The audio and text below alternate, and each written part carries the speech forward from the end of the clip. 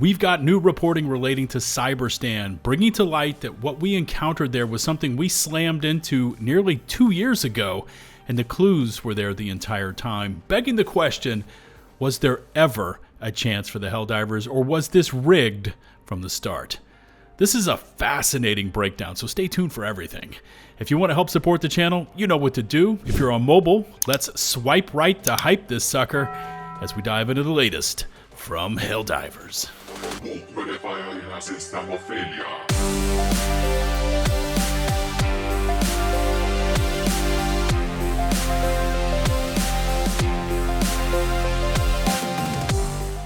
All the warning signs were sitting right under our noses this entire time, and have been since late March 2024, which I think is a scary thought. But for those of us that were around and fought in the Automaton campaign that pushed them clear off the Galactic map, we witnessed it firsthand. And as someone that has participated in so many different campaigns and major orders, I had honestly forgotten about this one, but thankfully, we've got FandomWire shining the light on this piece of Helldivers history that, if remembered, should have warned us of what was to come on Cyberstan. Helldiver 2's Cyberstand war was only the beginning, as the real automaton threat lies beyond the Galactic map, with a further subheadline that reads, "The Cyberstand war might be over, but Helldiver 2's real automaton threat has never lived on the map at all." Hell of a way to kick this one off, right? And personally, I still can't believe I forgot all about this. And once we're done running through what FandomWire has to say, let me know if you remembered this from the major order intel. Anyways, here we go. Cyberstand's mega factories are burning, and Super Earth has declared Operation Valid Pretext a moral victory. The closing briefing, however, already confirmed a counteroffensive is coming, with surviving cyborgs spinning up new production elsewhere before the last Helldivers even cleared the atmosphere. For a supposedly crippled enemy, they recovered fast. That pattern should be familiar by now. Helldiver 2's Galactic War has a habit of treating the map as the whole picture, even though it's never been anything close to that. High Command's post-operation dispatch read in part, "The Super Earth fleet now enters a strategic contraction phase. We must retract and regroup to prepare for the inevitable. Unjust counteroffensive from the surviving socialist menace." The question now is not where the counteroffensive will come from on the map, listen to this part, but whether it was ever limited to said map in the first place. What? Wow, this article is just bringing forth information I didn't even think about, but let's continue on. It says, back in March 2184 of 2024, Phase 1 of Operation Swift Disassembly deployed Helldivers into the Trigon sector to shut down a long-range automaton communications array on Troost. Remember that planet name, divers. It is ultra important here. The mission succeeded, but the post-liberation briefing revealed something far more important than the win. That array had been transmitting far beyond the galactic frontier, reaching into deep space well outside any territory marked on Super Earth's charts. Analysts flagged the anomaly, recovered incomplete blueprints for an aerial gunship from the wreckage, and then moved on. The larger signal was left uninvestigated.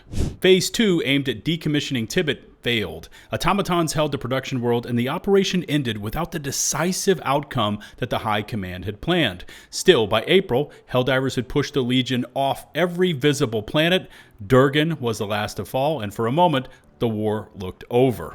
As I look back on it now, I remember at the time, which is back in April 2024, after our push through Operation Disassembly, we received this mission success notice from the official Helldivers 2 X account. But there were some crucial pieces to this campaign that this FandomWire article just kind of glosses over. Phase 1 of this campaign sent the Helldivers to planet Troost in the Trigon sector, where we intercepted long-range comm signals broadcasting something about the reclamation. The Helldivers ended up winning this phase of the mission, but unfortunately, the automatons deleted further information before we could decipher anything else from it. Phase 2 saw us assaulting Tibet in the Severin sector in order to destroy automaton factories, producing enemy combatants, of which we actually failed, and the bots were able to move those production facilities off planet. Phase 3, dubbed Hold Ground, brought about some of the wildest automaton combat we have ever seen, tasking us with defending Malevelon Creek, Eubania, and Dropnir. Now, we ended up taking Phase 3, but for those of us that were there, of which I was, this is the first time the Automatons had produced and sent to the battlefield both the Factory Striders and gunships. The Helldivers had never seen either of these enemy types, and I can tell you from memory that seeing our first 2 or 3 Factory Striders guarding the main objective led to some absolutely cracked combat as we flung everything we had at them. Finally, Phase 4 came about, named Annihilation, where High Command told us to keep the pedal to the metal, tasked with liberating the last remaining bot worlds of Tibet, Durgan, and Maya. The key point to remember here is that at the conclusion of Operation Swift Disassembly, we had succeeded in pushing the Automatons clear off the entire galactic map. However, and we now turn back to the article, 3 days later, a fleet 10 times larger than anything previously encountered arrived in the Valdez sector. The Reclamation retook Cyberstan and the surrounding sector within hours. It became instantly clear that the original automaton force was just a scouting unit, and the Troost Array had been in direct contact with the real army all along. The Reclamation fleet did not emerge from any planet Helldivers had been fighting for. It originated beyond the frontier, from a staging point that Super Earth could not track. It arrived with force levels no number of planetary winds could have prevented. And here's where it gets very interesting, so check this part out. The post-Cyberstand briefing notes that surviving cyborgs had already resumed production off-world before the retreat had even finished. In other words, their infrastructure never relied on one planet because it was designed to outlive loss.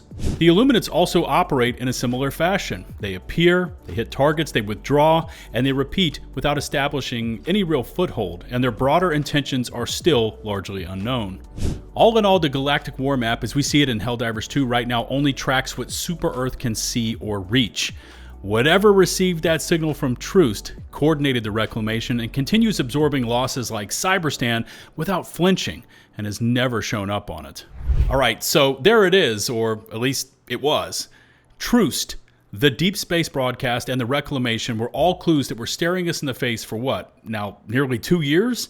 And it calls into play so many intriguing bits. Things like this failure notice, where it says it must be very embarrassing to realize you have been tricked, which, after now remembering Troost and the broadcast out past the known galactic map, that statement takes on multiple meanings. It also brings into play Cyberstan itself. Did we ever stand a chance there of taking it on the first attack? We know from previous Arrowhead statements that they are said to plan for both outcomes, victory or defeat. But as so many of you have commented, we should have been making progress there. What with how many divers we had on the surface, but it seemed every time we came away from a successful mission or operation, the liberation percentage would go up by like 1/1,000,000 of a percentage and then fall immediately back down to 0. So the $1,000,000 question here is, did we ever stand a fighting chance on Cyberstan? To which I can only answer, maybe. But it would have taken not just a majority, but the entire, and I mean the full weight of the Helldiver faithful, all hitting a single mega city and all at the exact same time. Anything less meant we were running into a vertical phase with no chance of scaling it. 20,000 or 30,000 bug divers over here, 5,000 squid divers over there, 60,000 divers hitting other Cyberstand megacities besides the one that the majority was focused on. All of it adds up, and with the way the Galactic modifier works, the more Helldiver players are logged on, the less effect we make on either liberation or defense. Add in the fact that divers who are not participating in the major order further hurt that progress, and we've got the newly introduced Galactic-wide reinforcement reserve meter. And so the odds of us pulling off Cyberstan on our first attempt were slim to none. Was it rigged? I honestly don't know, but I will say that the odds were heavily, and I mean heavily, stacked against us, and take that statement whatever way you want to. And while we're busy asking questions about our failure on Cyberstand and the Troost Reclamation signal foreshadowing that failure and what was to come so long ago, we might as well start asking what the hell is concealed directly off the map? What is just out of reach that is able to produce bots and Borgs on an unrivaled scale and launch campaign strengths against us that we can scarcely repel? Because as we now lick our wounds and regroup from C-Stand, it might be a good time to start making preparations for whatever is lurking just out of sight, because at this point we've seen its immense capabilities. The first time with the bot reclamation Armada Blitz, and now with what it was able to withstand on Cyberstan. Also, since we just received our next filler, major order, by the way, that slip was totally unplanned there. Anyways, the Titan-class Terminid eggs we were tasked with looting during the C-Stand campaign have now apparently hatched. Who would have seen that one coming? And these bugs are now on the loose and ransacking Class A citizens' property in spotless urban centers like Polaris Prime, threatening shareholder value, domestic tranquility, and workforce productivity.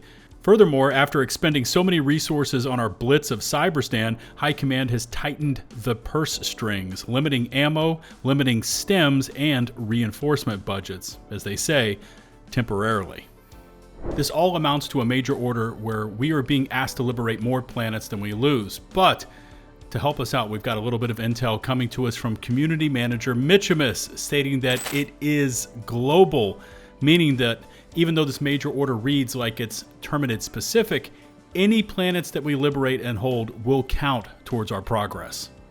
So we Helldivers can either smash headlong into very well-defended planets, risking not being able to liberate them at all, or we can actually for once use this system to our advantage and blitz planets that are practically unguarded. For instance, Perth or Kurth Secundus down in Illuminate territory both show a measly 0.13% regen rate, which is basically zero.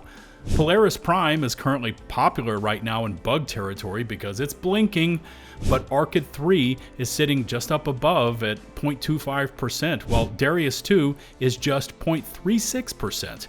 Maybe bots are your thing. Well, over on the bot front, why slam into something like Aesir Pass at a strong 3% when you can hit Blistica at just 0.5%?